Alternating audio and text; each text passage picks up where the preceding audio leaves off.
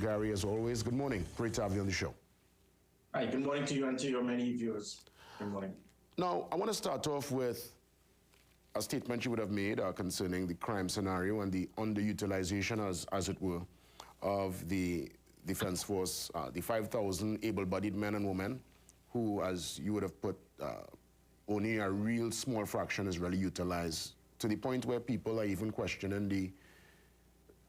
the reason for us having a defense force, for us having soldiers on the land. Obviously, I know the primary goal and function of soldiers will be to defend from external threats. That is not so much, that is not forthcoming at this point in time. Most of the threats, it's more or less internal.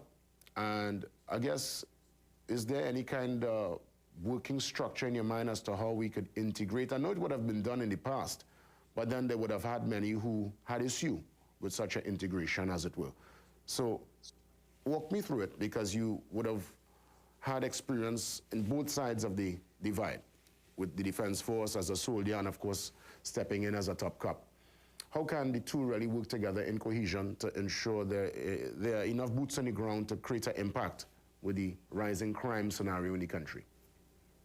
Yeah, sure.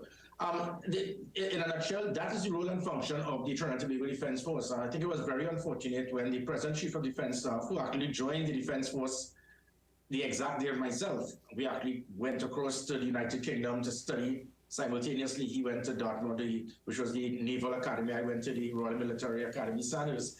And I think it was shocking to hear him actually state in a JSC that the Defense Force is not trained for that type of internal support to assist law enforcement. That is part of the role and function. It is not just for external aggression or ceremonial duty. It is also as an aid to civil power and also to assist the law enforcement authorities for internal security.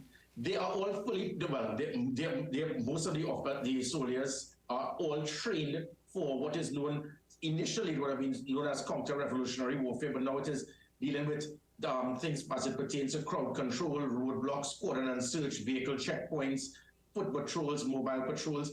That is the training. They are trained for this. They are prepared for this. Well, Gary, let me just ask you. Let me just stick up in there, because let's stick up in on the training, because it's no secret. I mean, I've never seen it myself, but I've always heard that once soldiers come up on the scene alongside officers, sometimes the soldiers could be a bit heavy-handed. Their tactics can be a little more on the extreme side.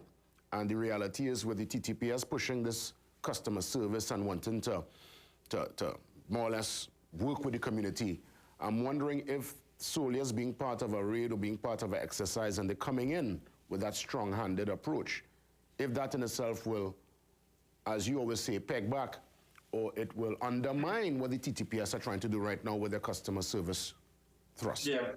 And again, and that is the point, not at all. They are trained for this. This is the training that the Defense Force, they do on a regular basis. Things pertaining to internal security, cordon and search, vehicle checkpoint, roadblock, foot patrol, mobile patrols. The only difference that the soldiers will not have with the police will be powers of arrest. And there are soldiers who actually are known as regimental police, so they do have that type of powers of arrest. However, we have seen it for the last few decades, where you have seen the Defense Force working in tandem with the police service through the Interagency Task Force.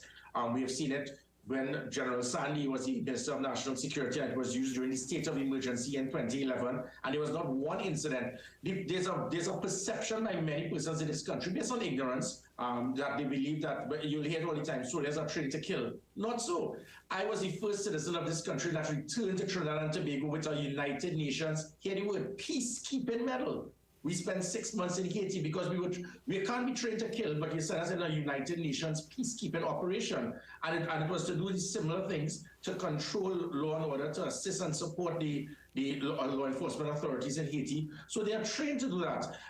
It was unfortunate when we had the state of emergency, not one soldier came to support us, and this is no fault of the Defense Force. These men and women out there, they want to serve. That is the reason why they went into the Defense Force, not to stay in camp and wait out. We cannot expect a Defense Force just to be of value to us every 30 years when there's an attempted coup or on some type of insurrection. There's a role and function for them, and it can work. When we actually had 150 men coming into Port of Spain when I was Commissioner of Police to destroy Port of Spain, they came in there to destroy it.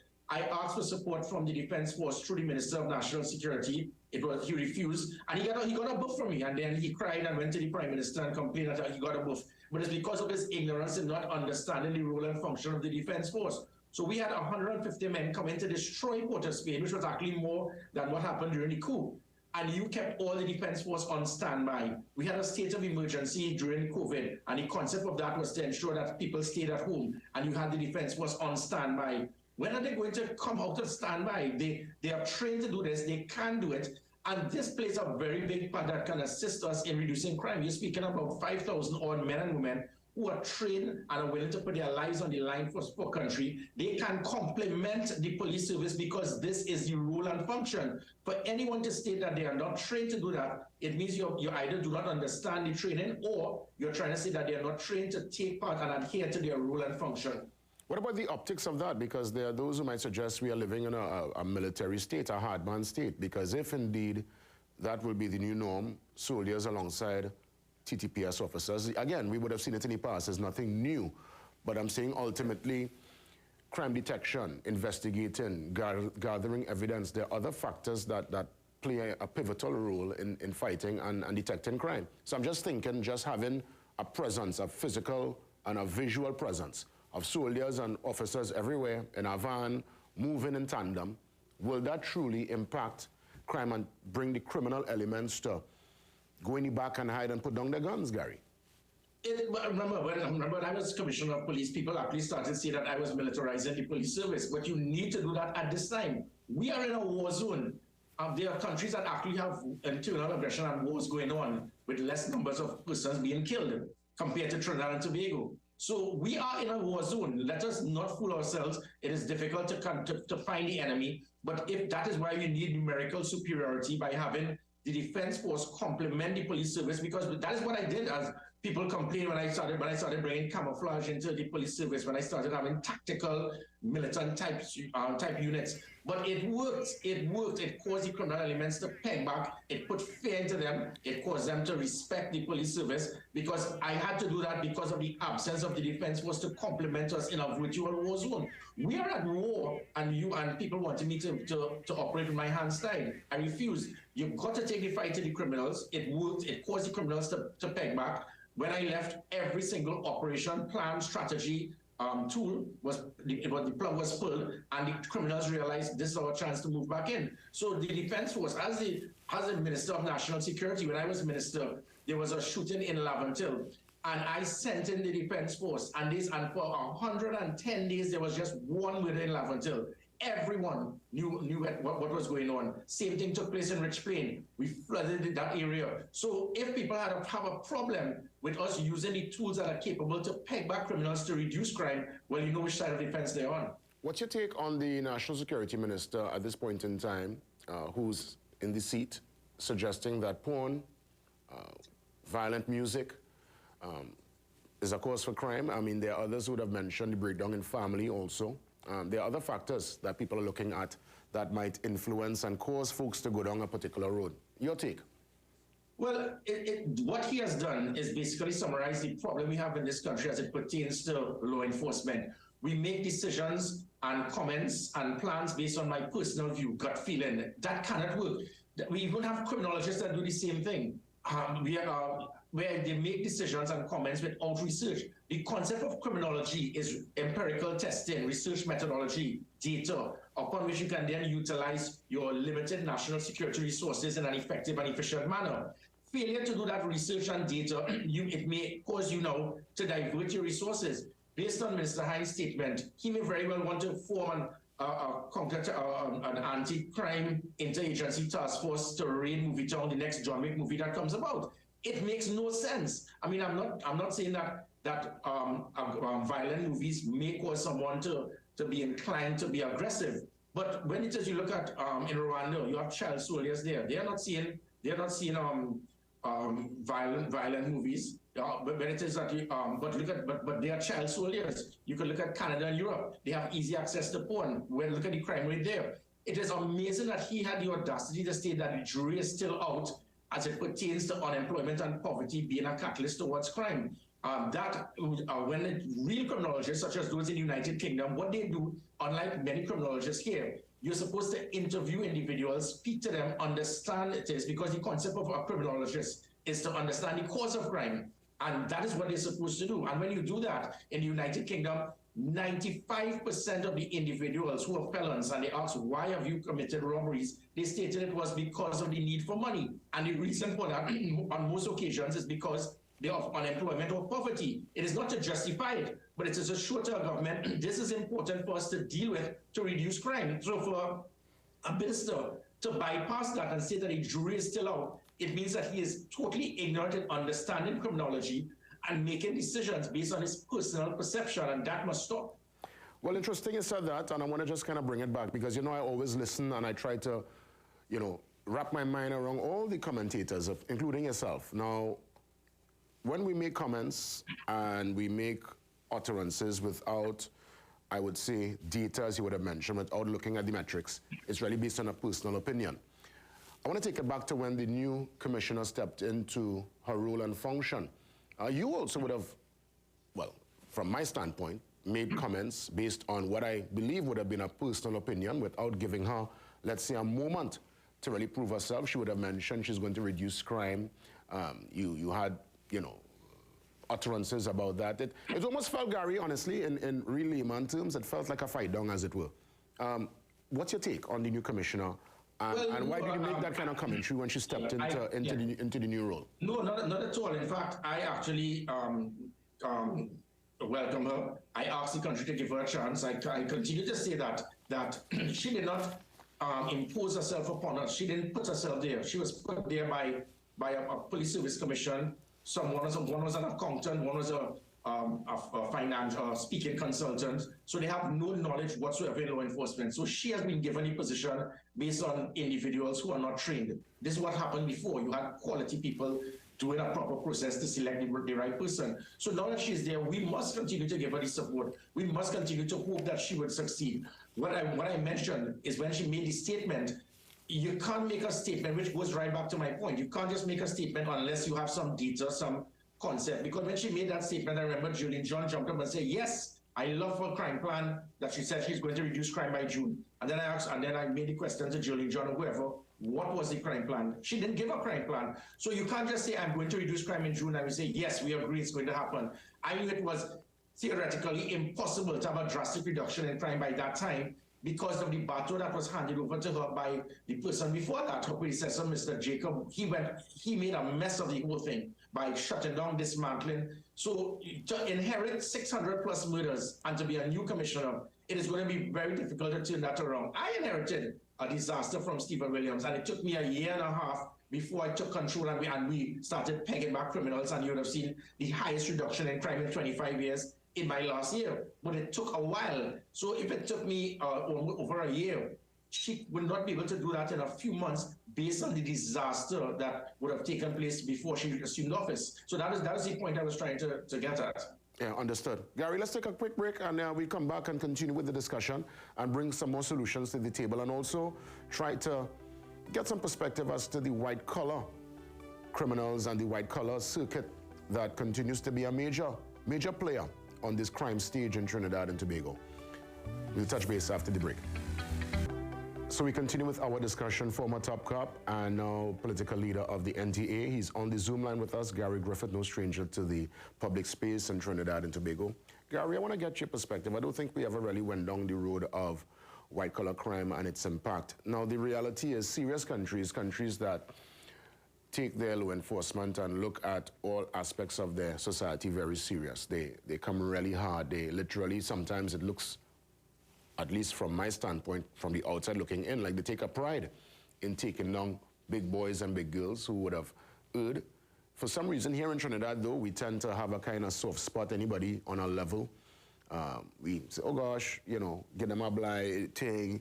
I can't recall within recent time, you know, any major takedown as it pertains to those who commit crime with the pen. Because as I always talk about, the pen could be at times just as powerful or even mightier than the gun. There tends to be this push towards, yes, the low-end criminal, the man who run up and will want to rob from the grocery and shoot around the corner. What's your take on pegging that side of things back and creating an example, as it were, Gary, with those who involve themselves in white-collar crime and those who involve themselves with crime via the pen?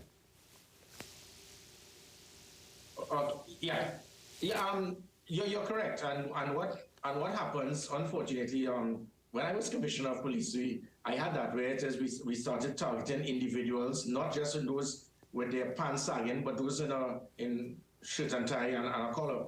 And that, apparently, I stepped on toes. Was that part of the reason why it is that people wanted me out, because I was getting into a part that saying that you're out of place? We were heavily involved in investigations. Individuals on both sides of the political fence were arrested because of that. Because you as a commissioner of police cannot turn a blind eye because of who may have appointed you. And even with the AV drilling investigation, it made for disturbing reading when I was commissioner of police. And those things you can't turn a blind eye to.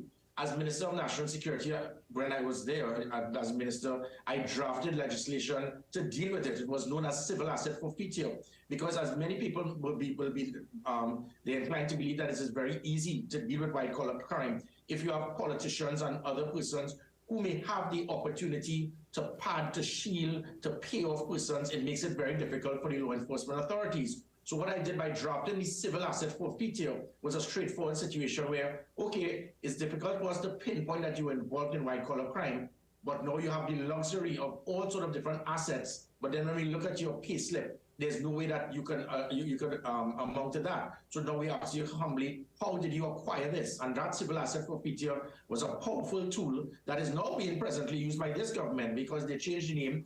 The previous Attorney General, he did not politicize the situation. He looked at what I the draft that I had, changed it, and he has been using it.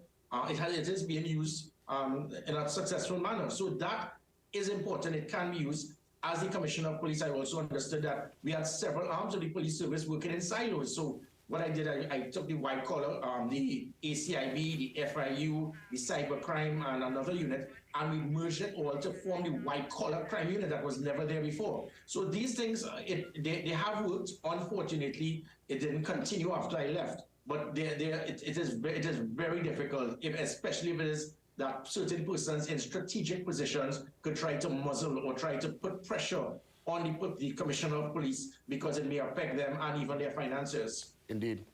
Before we wrap things up, Gary, I know people might have their particular opinion on you, but if it's one thing people cannot deny, the fact that you're a patriot, and you believe, just like myself, in Trinidad and Tobago and what we can be.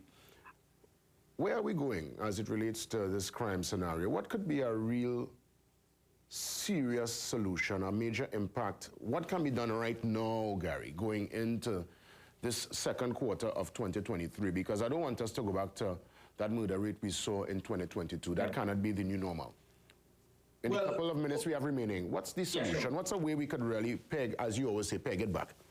It can turn around. There is hope. I ask the public believe in it. That this nonsense about Trinidad is not a real place. It worked. It worked just a year and a half ago.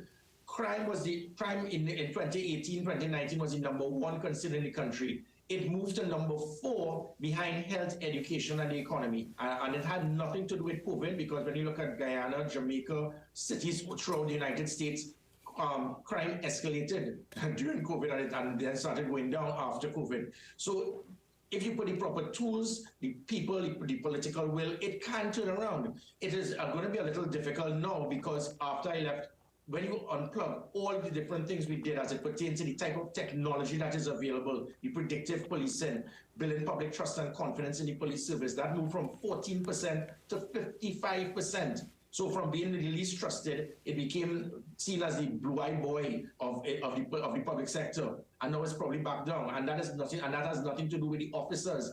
The officers must be motivated. They must have that morale. The public must start to buy into the trust and confidence. It takes a lot of work, and it is hoped that this Commissioner of Police is not going to be blinded by politics. And that, I think, in summary, that is the problem. We play politics with national security.